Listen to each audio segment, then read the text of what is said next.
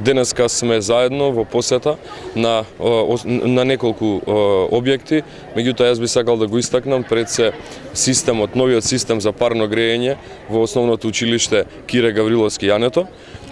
Фактички станува збор за систем за грејење, инвестиција од 6,8 милиони денари на Министерството за образование и наука, инвестиција која што воопшто не постоеше во ова училиште, имено во ова училиште никогаш не постоеше систем за парно грејење. Ова е навистина крупен исчекор, едно крупно барање на општина Прилеп, на учениците, на нивните родители, на секој оној кој што поминал дел од своето образование во рамки на ова училиште, и ние како Министерство одговоривме на истото. Исто така, денеска ќе го официјално посетиме и новото училиште во село Галичани.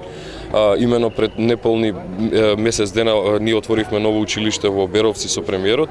Меѓутоа денеска сме на повторно во посета да го отвориме и второто училиште официјално, да го означиме неговото официјализирање со работа, и би сакал да истакнам дека како Министерство и влада ќе продолжиме и понатака да инвестираме во општина Прилеп.